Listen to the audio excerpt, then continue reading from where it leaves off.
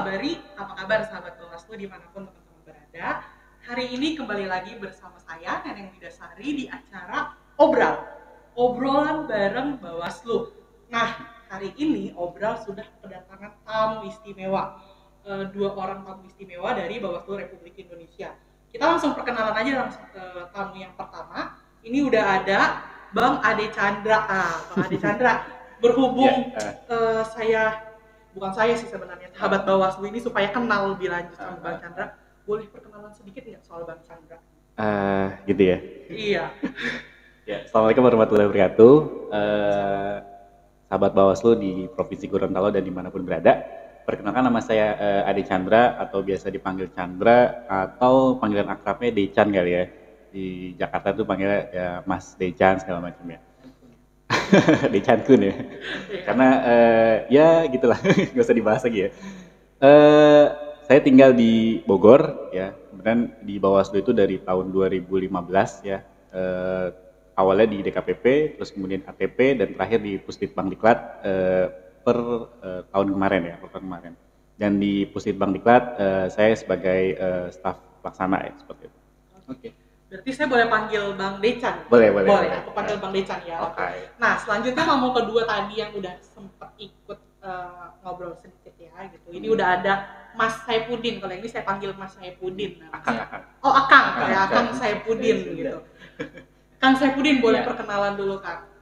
Oke, terima kasih. Oke, sahabat Bawaslu, mungkin saya perkenalkan, nama saya Saipudin. Dan sekarang saya di bagian Pusditbangdiklat Bawaslu Bidang Suara.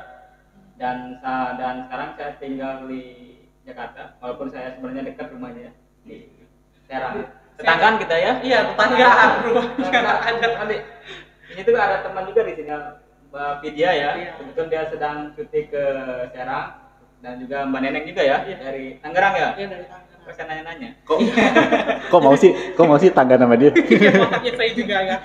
Ya, karena itulah kita kesini, dan ya alhamdulillah bertemu lagi dengan Mbak Neneng dan nanti mungkin sama Mbak Vidya nanti. Nah, sahabat Bawaslu itu tadi udah ada satu Bang Decan, terus satu ini udah ada Kang Saipudin. Tadi kan udah dengar nih Kak Bang Decan sama Kang Saipudin ini dari Puslitbang. Puslitbang ya? Puslitbang itu Pusat Penelitian, Pengembangan, Pendidikan dan Pelatihan. Ya. Wah, banyak banget. Banyak ada banget. 4 nih. Nah, jadi bisa sedikit cerita juga nggak Bang? Ini kira-kira apa sih nih Puslitbang Diklat? Ya, mungkin gini ya, Pusditbangdiklat tuh unik banget ya. Karena orang pertama kali nyebut Pusditbangdiklat pasti nggak lengkap.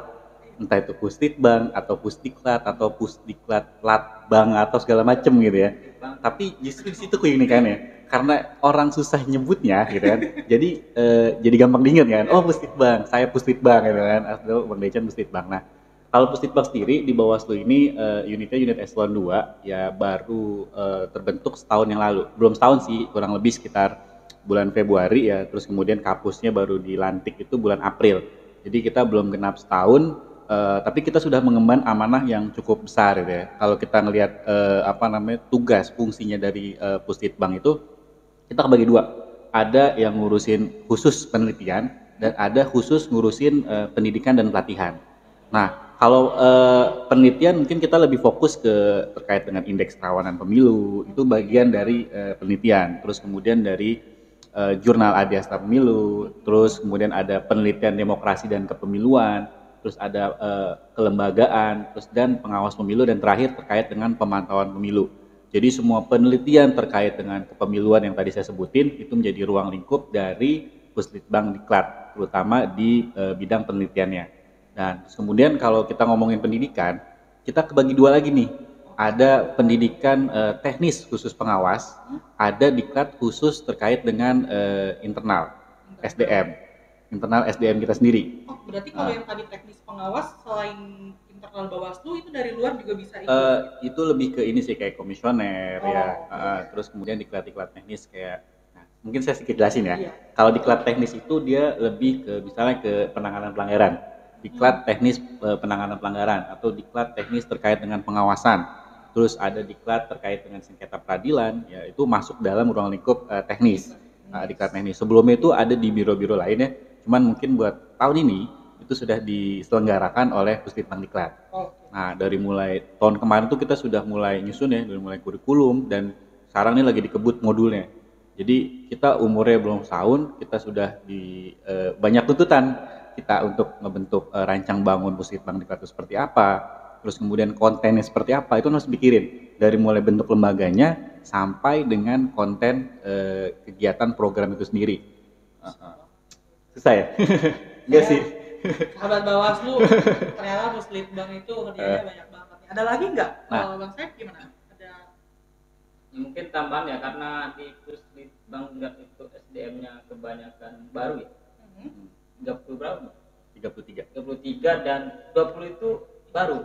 cukup ya Bang SDM-nya. Ya, yang Sebesar itu terus. Dia bilang cukup, ya enggak juga sih. Ya, cuman karena kita memperdaya kemampuan kita dan ya kita pun coba memaksimalkan potensi kita, dan kita yakin sih apa yang kemudian menjadi amanah kita bisa berjalankan dengan semaksimalnya dan sebaik-baiknya. Tadi Bang dengan tugasnya, dengan SDM yang ada, ini sebenarnya sekarang terus program apa sih Bang yang lagi dibuat? Tadi satu ketinggalan tuh. Oh, apa? Nah, kan tadi diklat tuh ada dua ya. Oh iya betul. Diklat teknis sama diklat internal ya. Nah, kalau diklat internal ini kita itu lebih ke pengembangan sumber daya manusia internal. Kayak misalnya nih, teman-teman dari Biro Keuangan mau diklat bendahara atau diklat pengelolaan keuangan segala macam, itu kan harus didiklatkan kan. Nah, itu anggarannya dari kita. Atau diklat auditor, diklat apa lagi, BMN, diklat pengadaan segala macam, itu anggarannya di kita. Jadi pakai anggaran kita. Nah, terus ada lagi misalnya diklat public speaking. Nah, ada juga. Nah, public speaking. Nggak cuman yang sekedar ini ya, maksudnya yang nggak terkait dengan tugas fungsinya Bawaslu, tapi Nggak. juga ada penguatan Ada kapasitas juga. Nah, terus juga ada yang formalnya nih, ada Latsar. Latsar itu untuk yang PNS kan ya. PNS, jadi PNS, terus kemudian ada PKP yang untuk eselon 4, PKA sama PKN yang untuk eselon 2.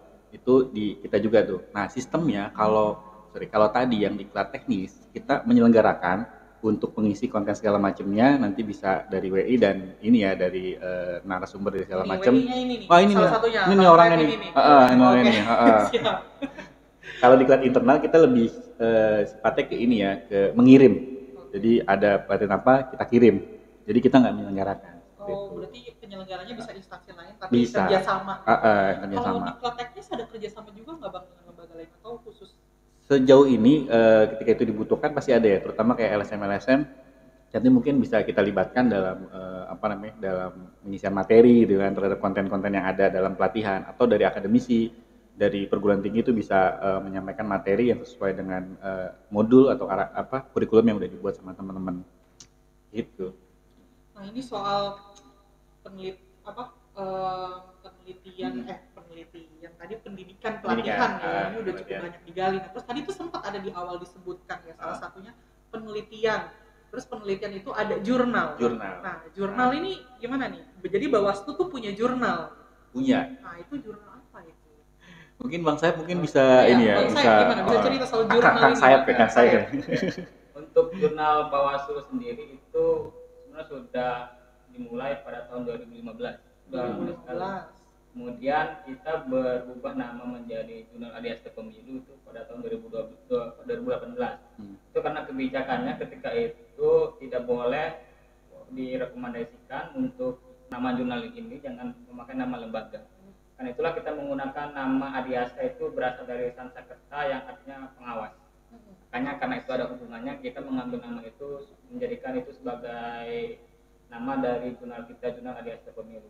Nah, untuk terbitnya itu biasa setahun 2 kali, dan kita lebih mengutamakan kepada perspektif hukum dan politik. Nah, sebenarnya kita mencoba untuk meluaskan bukan hanya perspektif lagi ya, kita mencoba untuk lebih ada yang ke sosiologi kita diskusi, karena kita jangan sampai jurnal ini hanya ada perspektif lain, justru itu bisa mengakomodasi kita menjadi karya ilmiah yang lebih baik lagi. Iya, memperkaya sudut pandang perspektif gitu ya.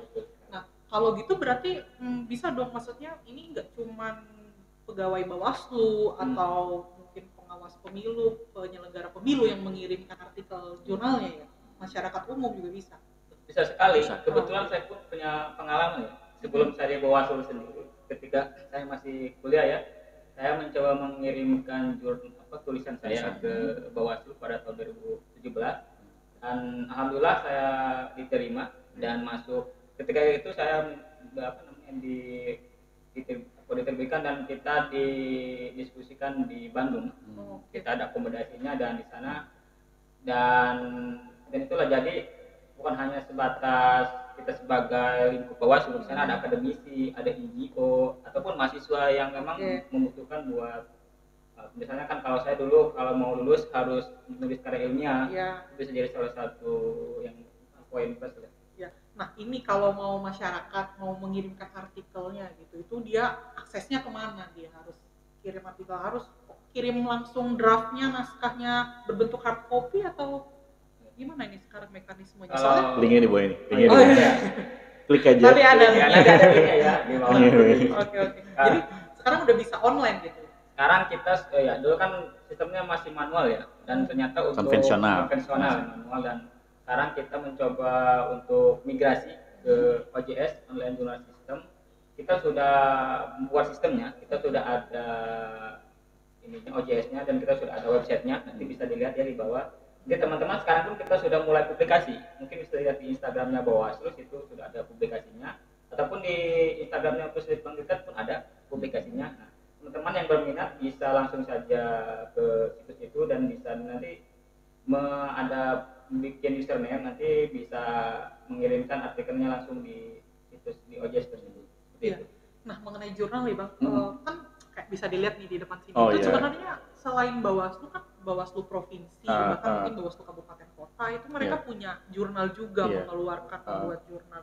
Nah kira-kira ini jadi kebijakan ke depan ketika Bawaslu RI ya itu sudah punya jurnal, tadi apalagi sudah mau migrasi ke OJS ya, Open Journal System. Nah ini kira-kira jurnal yang ada di Bawaslu kabupaten kota termasuk yang provinsi gimana jadi arahnya Bang?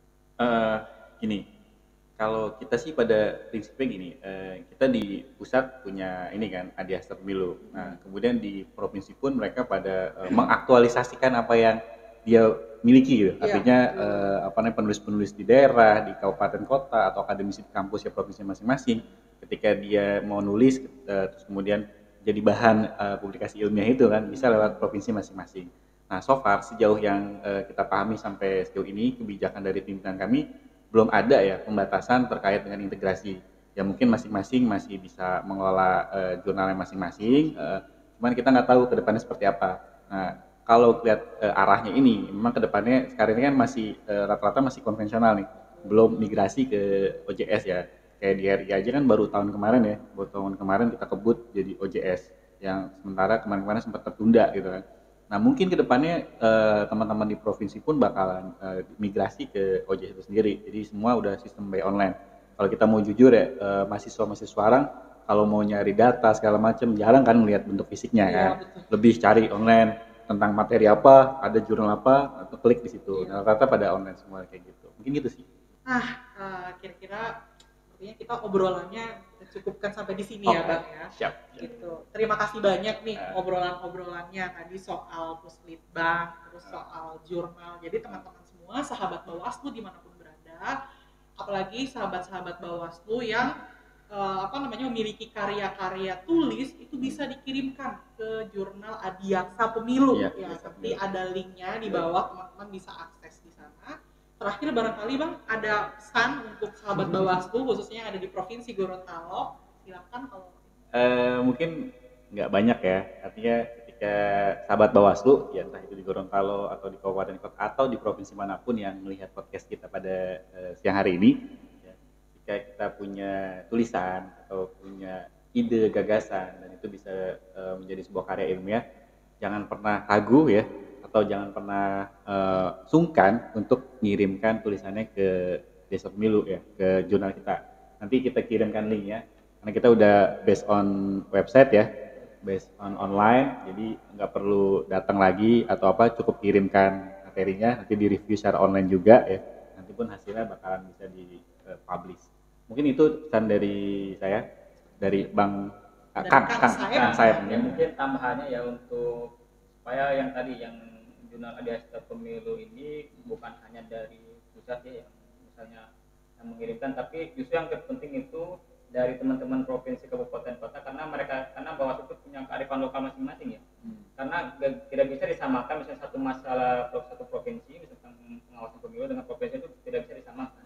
Itu ada kearifan lokal yang memang mungkin itu berbeda satu sama lain. Ini harus kita elaborasi, harus kita eksplor bagaimana supaya ketika ada suatu masalah kita bisa melihat dari berbagai sudut. Nah inilah kita bisa dilakukan dengan memulai dari karya ilmiah. Jadi apa yang kita bicarakan itu bukan hanya sebatas opini, tapi ada sesuatu yang bisa kita pertanggungjawabkan. Mungkin seperti itu. Ya, mantap sekali. Terima kasih. Jadi, dia punya Bang. banyak sudut pandang. Iya. Terima kasih nih Bang Decan, Kang Saeb. Iya, Terima kasih sudah hadir, sahabat Bawaslu. Demikian podcast kita hari ini. Sampai bertemu di obrolan selanjutnya. Assalamualaikum warahmatullahi wabarakatuh.